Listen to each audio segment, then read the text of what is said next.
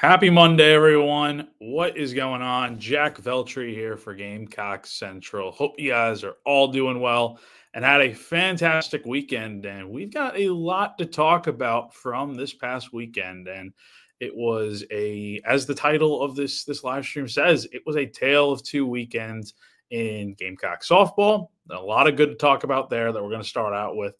And kind of the same old for Gamecock baseball as the regular season wrapped up over the weekend in baseball and now turn their attention to the SEC tournament. So a lot to talk about today. But before we even get started, got to talk to you guys real quick about our main show sponsor, Clint Hammond of CMG Home Loans. So maybe it is getting time to buy your dream home. You want to take that next step and have your own place to live that you've always wanted, but you don't know where to begin.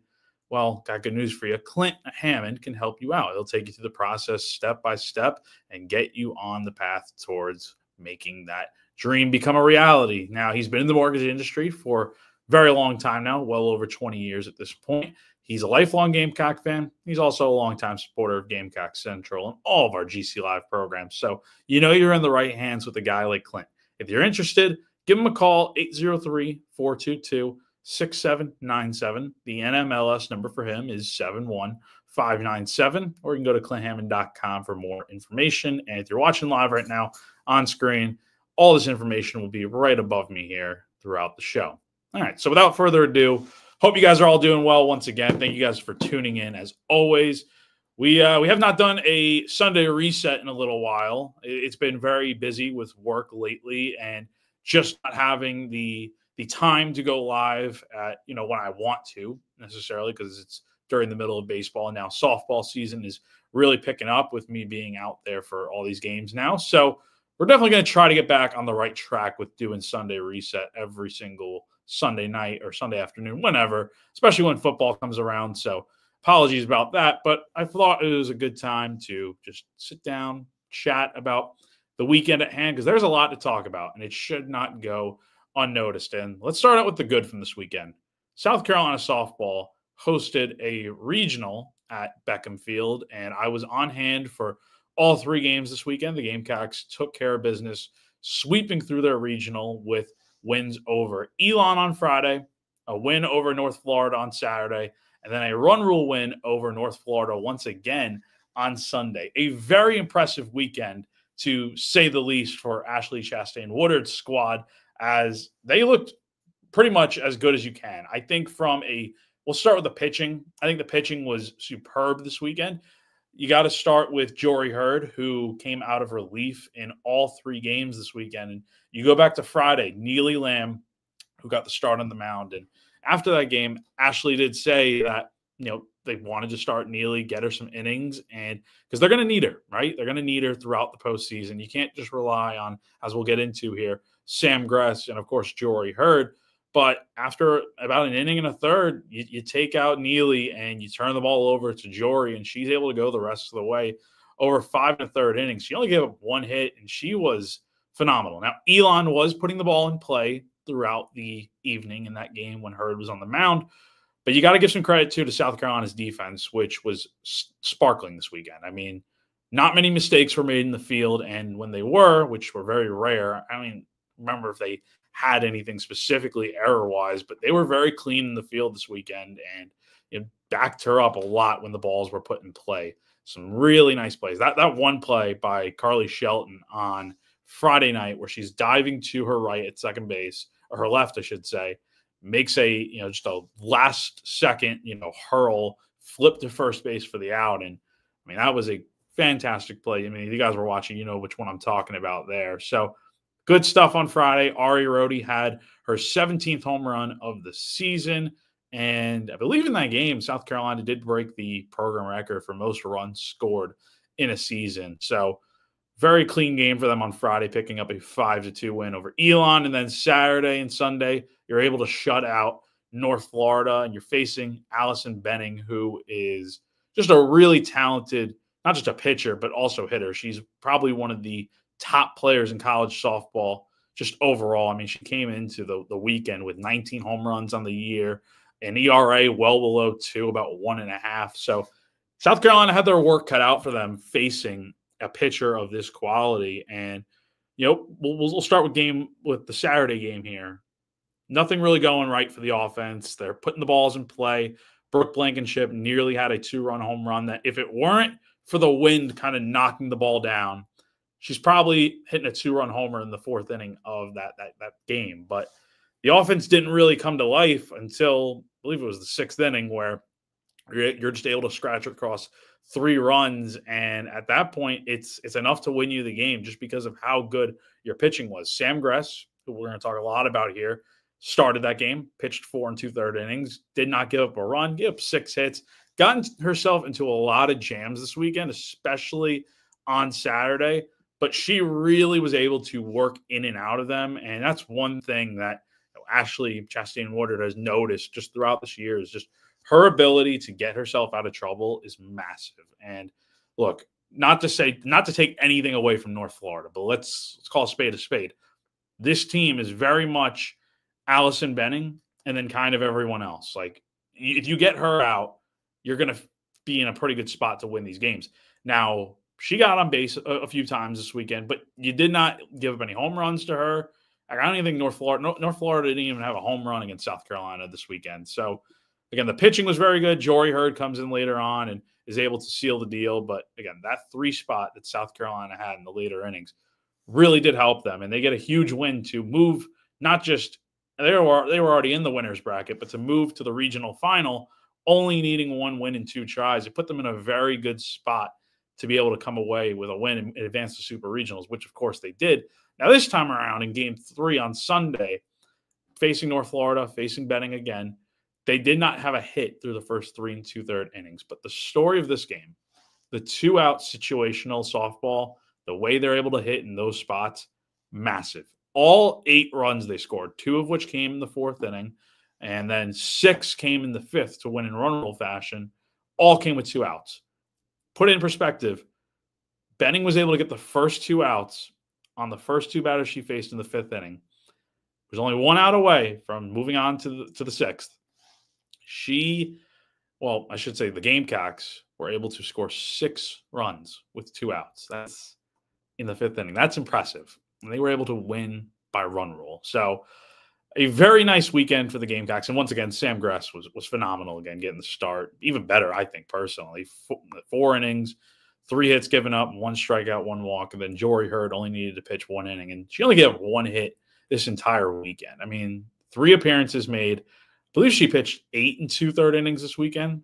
And she was just lights out. And that's what you're going to need now that you're going to face UCLA, a very talented UCLA team that not only just has the most national championships in college softball, but it has a 50-win season going right now. I think they're at 54 wins right now, and they crushed all the competition in the Los Angeles Regional, winning all 3 of their games in run rule fashion, including last night with a 12-1 win in 5 innings over UC Santa Barbara. So, yes, we're going to talk a lot about this matchup, obviously, but for South Carolina to be able to not have to travel to California this upcoming weekend is massive.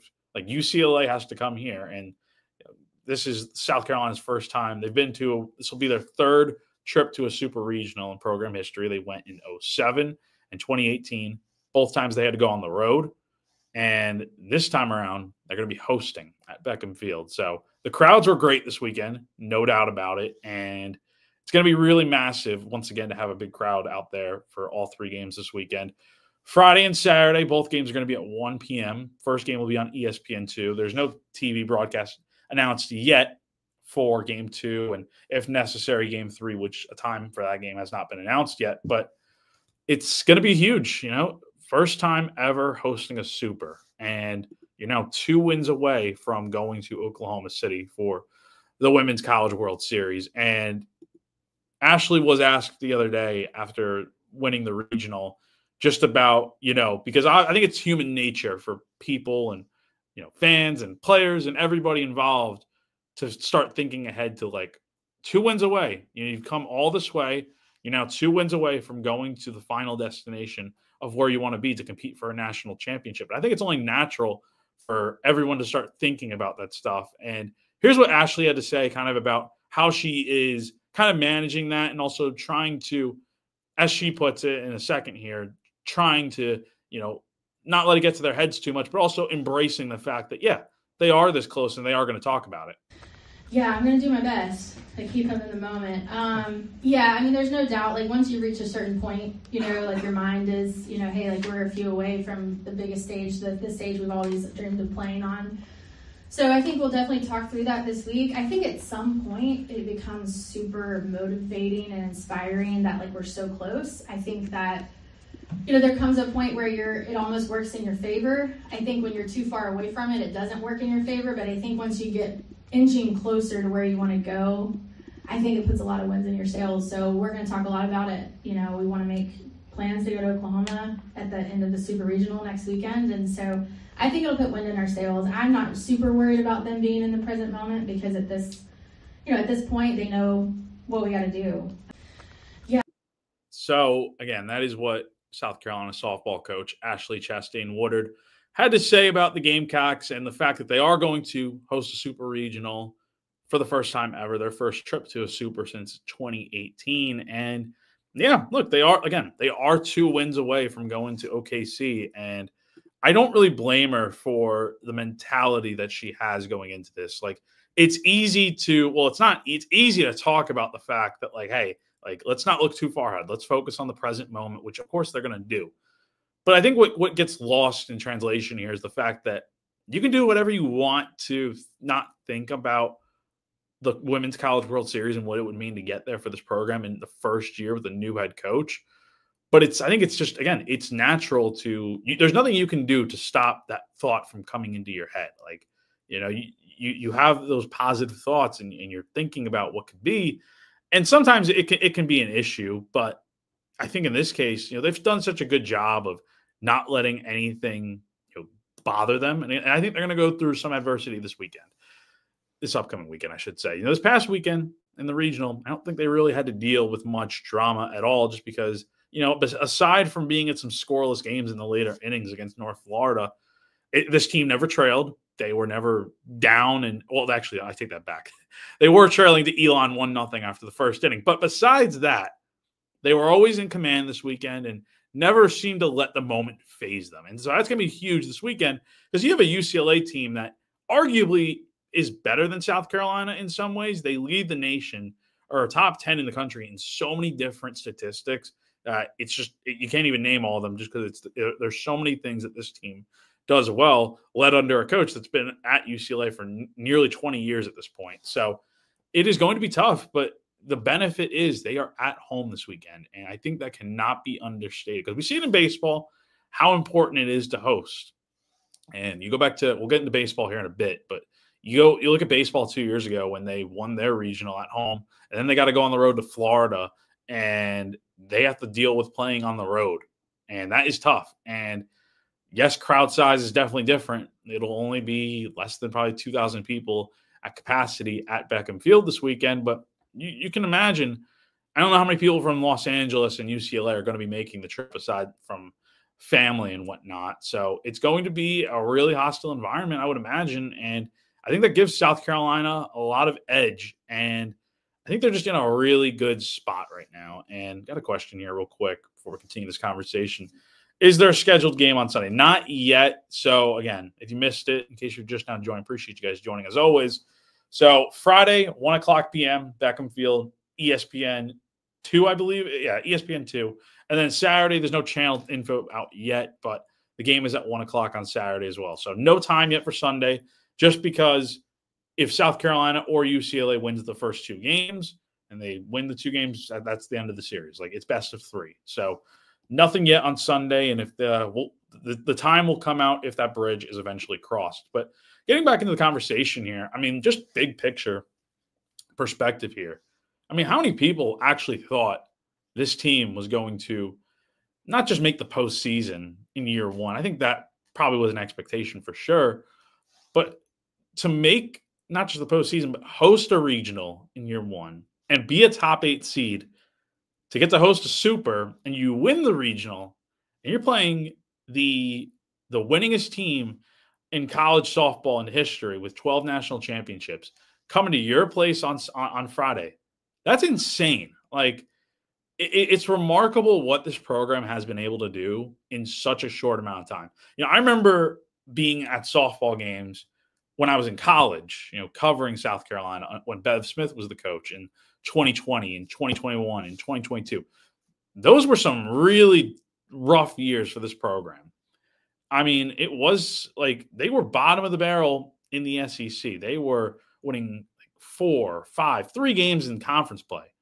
And you look at it now, they finished over 500, 13-11, and they were just so impressive to watch this year. And it's like, it's not like this program was in a terrible spot when Bev Smith was let go after last year. I mean, they made it to the postseason 2 years in a row. Back to 2023, they came up a game short of winning the SEC championship, and they pushed Florida State to the wire in the Tallahassee regional in a fifth game. I mean, it was crazy. And then you look at last year, and they go to Durham in the Duke regional, and they weren't able to come away successfully.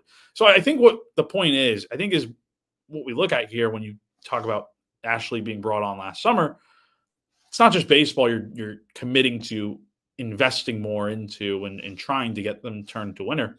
With softball, it's not going to be the biggest money revenue generator, but you're investing in, hey, like we want the softball program to be better than what it is.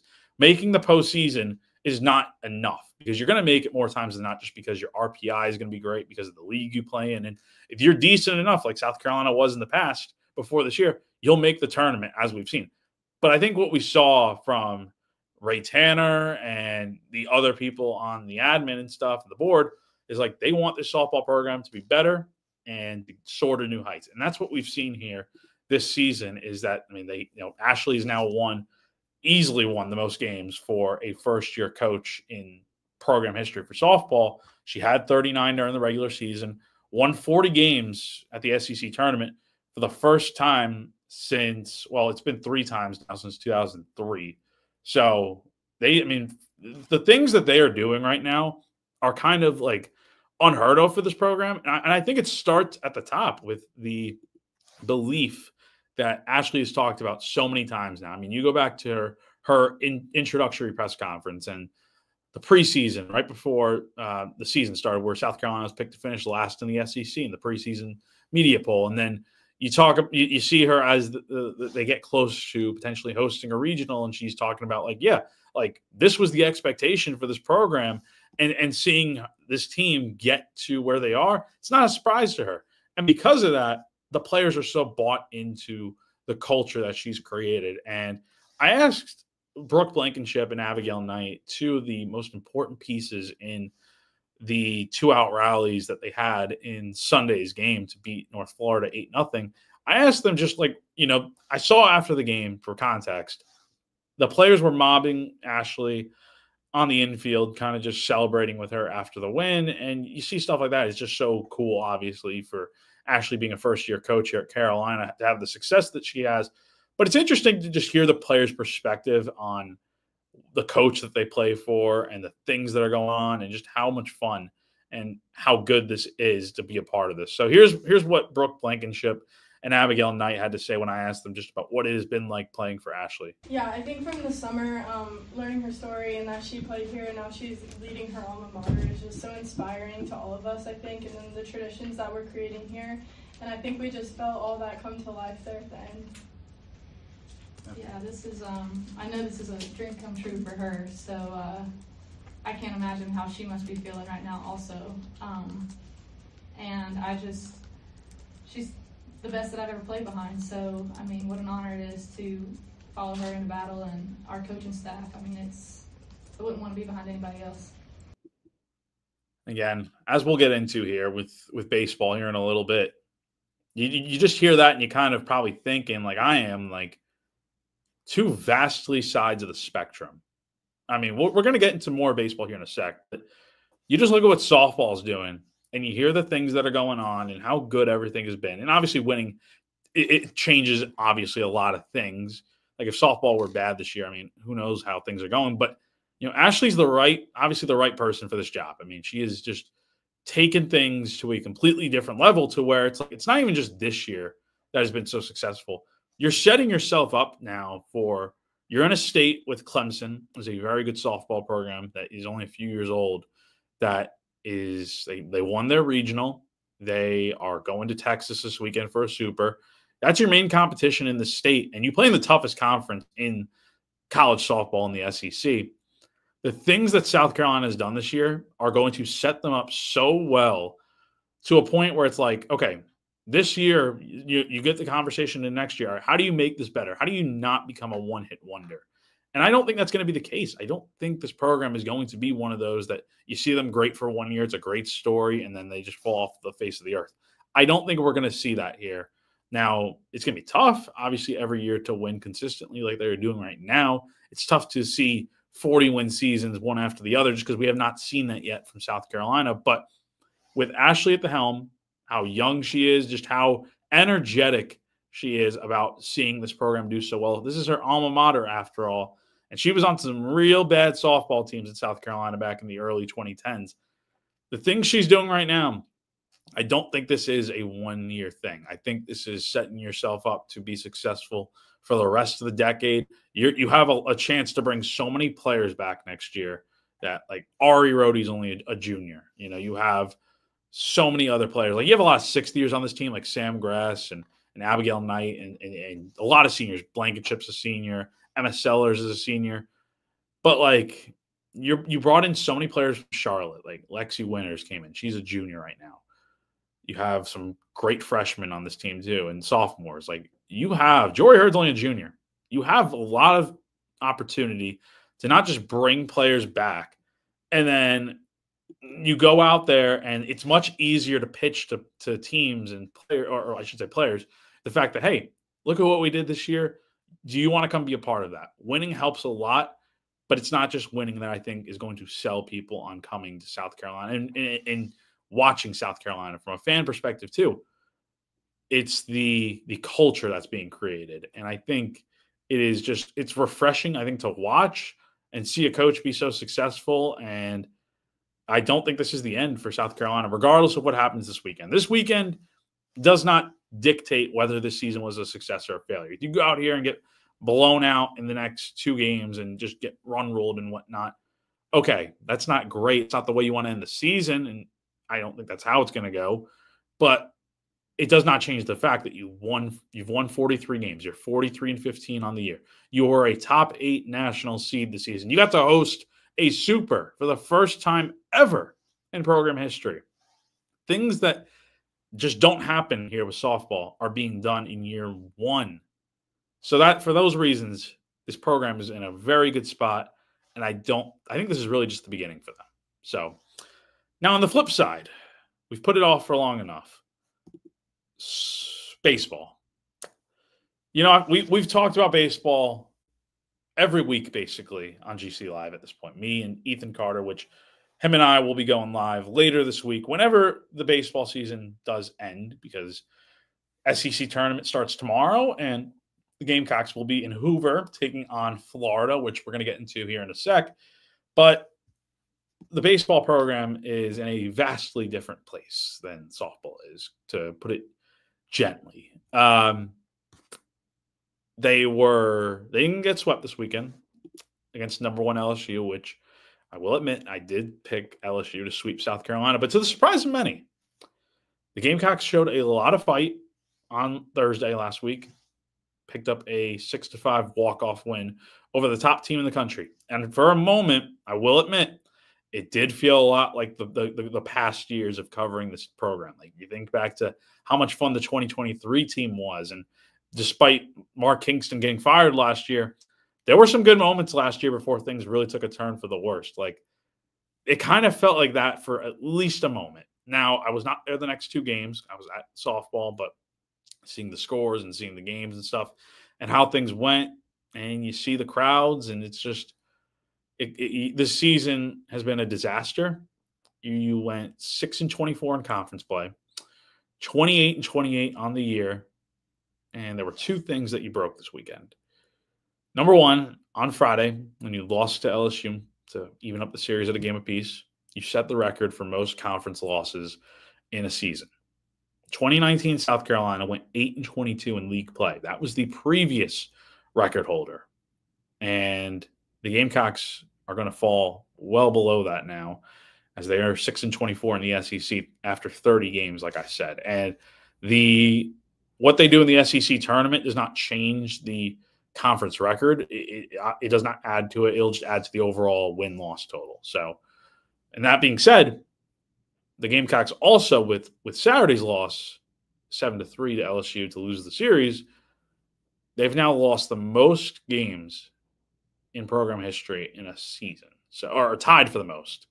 So if they were to lose on Tuesday against Florida, you're not just talking about finishing under 500 for the second time in 4 years, something that was done in 2022, and before that hadn't been done since 1996. And we were talking about that as a low point of the Mark Kingston era, which of course it was.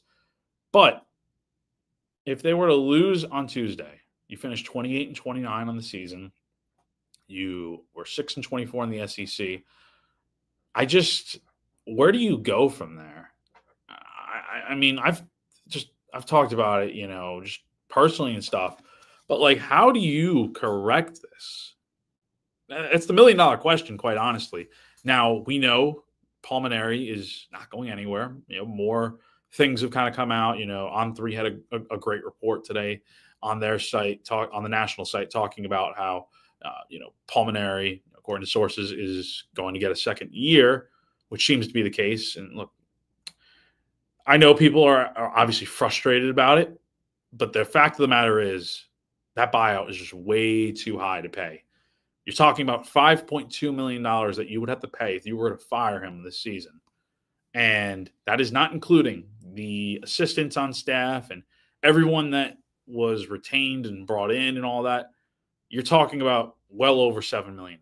That's a big amount of money to pay just to get rid of someone after having a really, really bad season. Honestly, the worst in program history, if I'm being honest. I mean, I have just never seen South Carolina look as bad as they have this year. It has just been beyond fixable right now.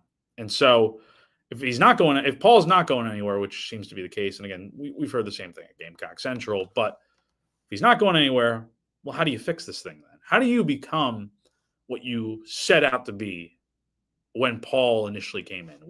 He talked so much about at the beginning of when he was initially hired, how this is a one-year plan, how it's going to be a one-year fix, but we have not seen that be the case at all. This is now, I think, honestly, after this season, we're talking about a program like, yes, you can go into the portal and flip a team in 1 year, but you're going to have to flip almost an entire roster probably. Now, we don't know who and when. Like, the portal opens up on June 2nd for baseball. So, we don't know for sure who is going to be entering and what's going to happen this offseason. But I think what we're going to see is a mass exodus of guys leaving the program for one reason or another, because the things that I hear, it's just that the relationship is just not where it needs to be.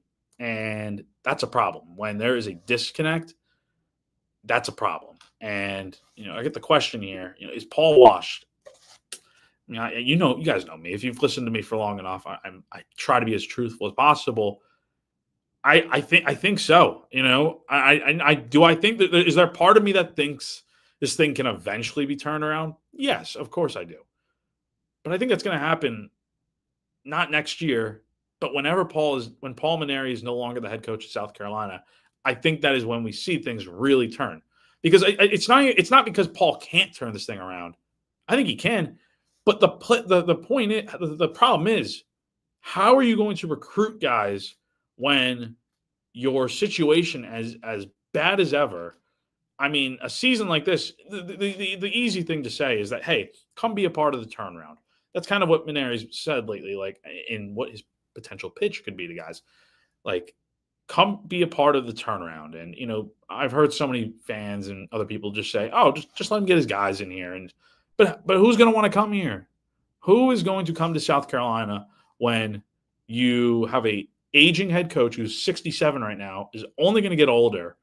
You have a coaching staff that is just not able to develop players the way that they should be. So many guys, it's not even just opinion. The guys on this team, most of them, look at the pitching, number one. I think you can confidently say, just based on stats alone and what you see watching this team as often as I have, that so many guys have regressed on this team. The only one that I can think of that actually has probably been better this year is Parker Marlott. And the problem with him is it's not even the fact that he's been better this year, probably with a 3 ERA. He doesn't get used. Like, think about it this way. Going back to the Winthrop game last week, and this was after a weekend where Parker was the only guy to pitch a scoreless outing against Auburn. Every other pitcher on staff gave up at least 1 run in their outing, or worse. Parker Marlott, your leading reliever in terms of leading overall pitcher in terms of ERA this season, was warming up in the 8th inning when South Carolina was trailing 5-1. And South Carolina obviously came back and won that game, and Parker got the save and all that. Like that, it worked out. But just put that into perspective for a moment. South Carolina, if they didn't make that comeback there, Parker Marlott's coming in a meaningless game when you're down 5-1, and he's your top reliever. I mean, what are we talking about here? The mismanagement of the bullpen is one of the many issues with the team, in my opinion, this season. And I've been transparent about that. It's just I don't think the way the pitching has just not been developed. That's number one. The timing of the mound visits is a whole other issue because it seems like any time Terry Rooney or Paul Mainieri goes out to the mound, mostly Terry Rooney when he goes out because Paul really just takes guys in and out. The decision-making is not good, I don't think. But it's also like when these guys are getting the mound visits, why do they give up something really big right after? Like it's, make a mound visit and then guy comes out or Rooney goes back to the dugout. Right afterwards, the guys give up a ton of runs. Like, what is going on there? That happens so frequently this season.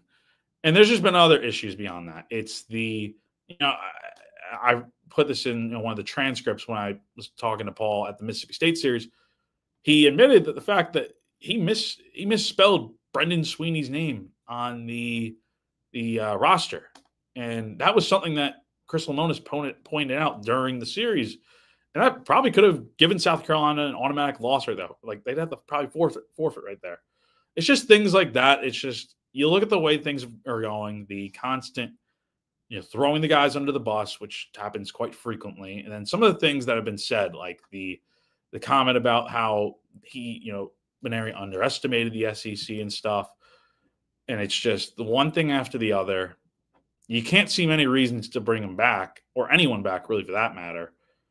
But it's like, I don't know. And this is not a player problem. I don't think this is a talent problem because number one, you look at the team that South Carolina has to work with. For Mainieri talking so much about how he is just working with what he the best he can with what he's got. Okay. I understand that. Sure. It's different. It's one thing if this is like a team that stinks. Like if South Carolina were going through the season that it currently is right now last year. Okay. I understand that. It takes time for sure. But let's not act like South Carolina was this god-awful team last year that was no good. They were terrible. No, that's not what happened last year. You go back to looking at where they were around this time last year, 2 weekends left to go in the season. If y'all remember getting swept by Georgia and Tennessee, you want to know where South Carolina was right before that? Number 13 in the country and on the verge of hosting as a national seed for the second straight year. Now, getting swept the next 2 weekends, and you went on a nice run in the SEC tournament, but you were a high 2 seed going to play at NC State in the Raleigh Regional. So you kind of saved things that way. But those 2 weekends against Georgia and Tennessee kind of buried you and not only dropped you out of the rankings, but put you on the verge of like, hey, you got to go win some games here in the SEC tournament. Otherwise, you're going to be missing out because you went 13-17 in conference play last year, and you had a nice run in Hoover to get you back in the game. So, and you brought a lot of good players back. Now, yes, you didn't get Cole Messina back. You didn't get Eli Jones back. You lost some very talented players from last season. No doubt about it. You brought back Ethan Petrie. You brought back Eli Jersenbeck, who I know did not pitch this year, and he was hurt. And I think injuries are far beyond an excuse with this team for why things are not going well. But you brought back a lot of talented players that were pretty impactful last year.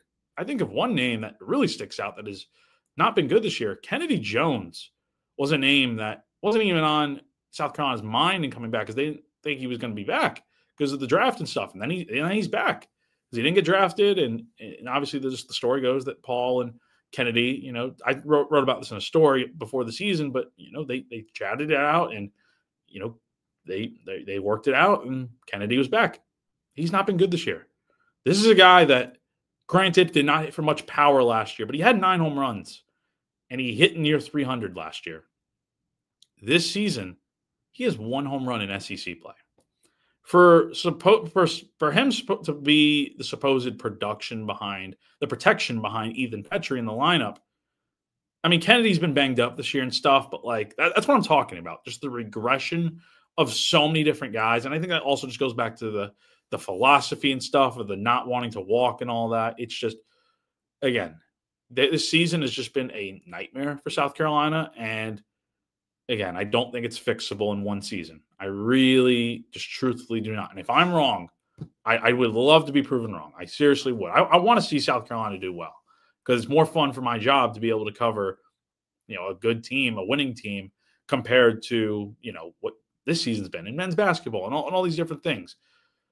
But it's like, and the other thing is just I mentioned the crowds earlier on, seeing LSU pack it out, which is not a surprise, number one. That was going to happen either way, regardless of how South Carolina was doing. And you saw it coming from a mile away, how crowds were not very good for the Florida series. The midweek game was empty. That's kind of been the case for a lot of these midweek games lately. And then the LSU series, say what you want, but you just watch the video of the final inning of the LSU South Carolina game from Game 3 and how it sounded like a game at the box. It sounded like an LSU home game. Cover your face, listen to the audio, and you're like, that's an LSU home game. It was crazy. And that was the case on Thursday. And yes, I've heard the crowds were a little bit better with South Carolina fans, but I don't blame South Carolina fans for not coming because if you're in that perspective, why would you want to go spend your money on a program that is not doing very well right now and hasn't given you much reason to be out there? And that's not to say fan interest is gone. It's not the case at all. People are just not coming to the games. People are still reading stuff on baseball coverage. Obviously, they're very much tuned in. People just want to see this program be better. And right now it's not. And it's not going to get better this season.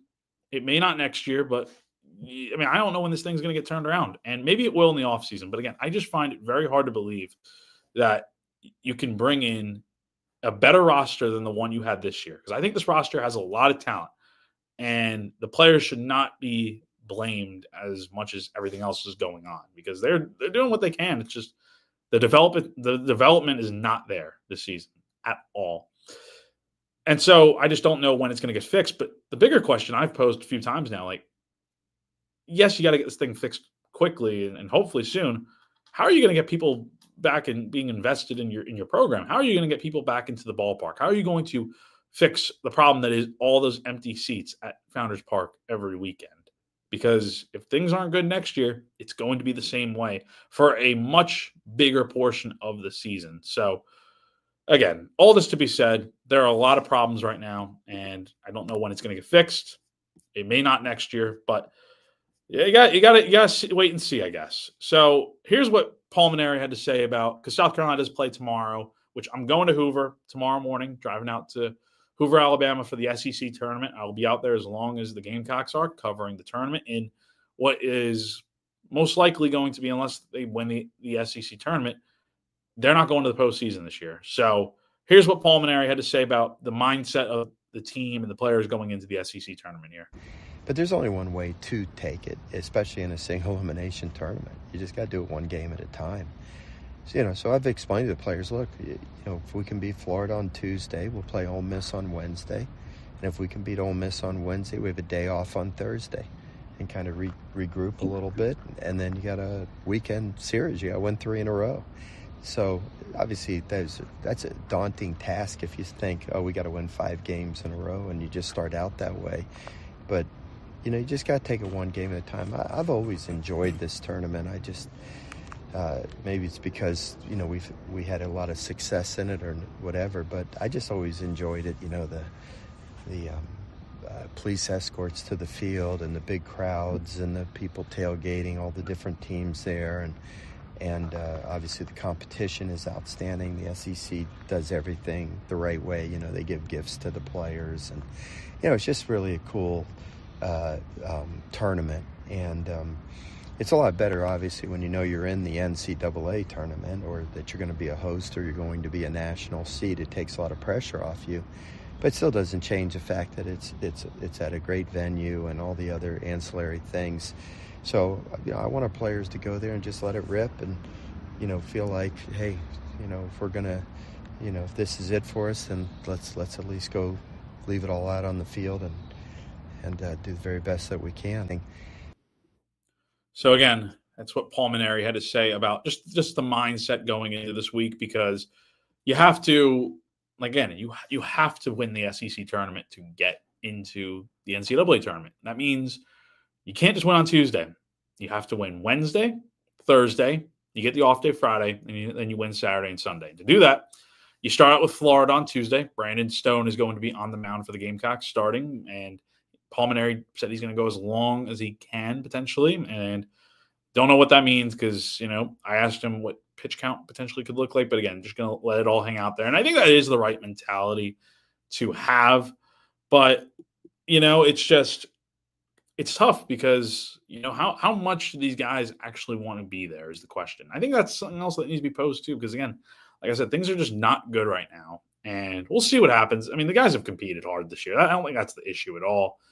But it's just, I mean, this is a team that lost 39-8 in a series against Florida. So, I mean, I don't know what the expectations are for this week, but obviously it's to win it all, but you got to play Florida. And if you do win, you got to play Ole Miss on Wednesday. And that's a team you did beat 2 out of 3 earlier in the year, and you definitely can. And I think South Carolina might actually be able to win a game, maybe 2. I don't think 2, probably at least 1, be competitive. Because, I mean, we don't know who Florida's throwing yet. But you can imagine Florida, they're 15-15 in the conference right now. They are probably on the verge of hosting. You got to just Florida's in a much different spot in South Carolina. South Carolina has to throw all their chips out there to go all the way. Florida's in a position where they could probably throw their midweek guy tomorrow and maybe get by. So you really don't need to go all in and throw your top guy, Liam Peterson. You don't need to throw him tomorrow. So we'll see what happens. And again, we'll have all coverage on Gamecock Central because I will be out there. And then, you know, like Thursday, if you even make it that far, we're talking about playing Arkansas. That's a team you got embarrassed by earlier in the season. So there's just a lot that has to go right. And it hasn't. This team has not won. They only won 1 series in conference play. They got swept by Clemson. Heck, they got swept 5 times in SEC play. And there's a lot that you gotta just hope things click for you, but they haven't shown that that's going to be the case, and I don't know if it will. Over a period of games where you go back to last year, South Carolina played. Let's see, they played Alabama, Arkansas, LSU twice, and Kentucky once. And they played 5 games. By the end of the weekend, when they played LSU for a chance to go to the SEC Tournament Championship, they were out of pitching. They were throwing guys like Roman Kimball, Sam Simpson, Michael Polk, guys that you had not used since months ago, weeks ago. And so the same thing would probably happen here, to where you just work with what you got and try to get this thing right, because, you know, it's going to be tough winning this week. And we'll get into the offseason discussion when we do get there. Again, Ethan Carter and I, former right-hand pitcher for South Carolina, won a national championship with the team in 2010. As we've promised for weeks, we will get into the full offseason discussion once we get there. But again, we're just kind of scratching the surface of it right now. And, you know, the one thing I will say here, and this comment here, just I just don't. If this is the reason why you think things are going to turn around, I think you are sorely mistaken. Brandon Kuhn says, I wouldn't give up on Maneri so quick. He is the most winning coach in NCAA history. Okay, that's great. But all those wins don't mean anything when you have not proven that you can win here at South Carolina in a new era, mind you.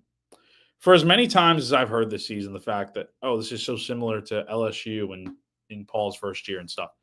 Okay, great. It's similar in terms of record. Sure, I'll give you that. We're talking about a completely different era of college baseball. The game is so different where fundamentally it's changed with the pitch clock and the how hard guys are throwing now and the type of players you have out there. It's so different. But also not just that. We're talking about an era where you have the transfer portal now and NIL and guys can leave on a whim. And you have to basically bring guys back every single year. It's free agency every single year. This is stuff that you did not have when Paul was at LSU. So, and again, he's going to go through his first full portal cycle here in a few weeks here, and this is going to be really a test for him to see how he can retain. He says he's confident he can retain the players he wants to, and he's also confident that he can field a very good team next year. But we have to see it. And we won't really know what it's going to look like until we get to the start of the 2026 season. And once we get to that Clemson series, that's kind of an early benchmark of where the team's at.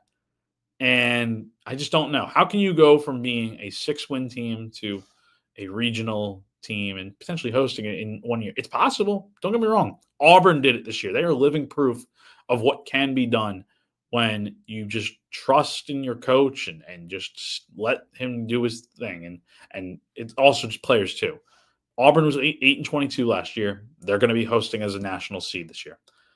It's very much possible, but there's just a lot that has to go right. And I'm not sure if that is going to be the case. And when we see guys just not get developed this year, if they aren't getting developed this year and regressing as much as they are almost across the board this season, how is that going to change next year? And the other thing is Paul's philosophy going to change in terms of how the offense hits, like the walking thing and not wanting to walk and all that? And, you want guys to hit 20 home runs a season and guys to throw 98 miles an hour. Okay, that's great. But just because you throw hard doesn't make you good.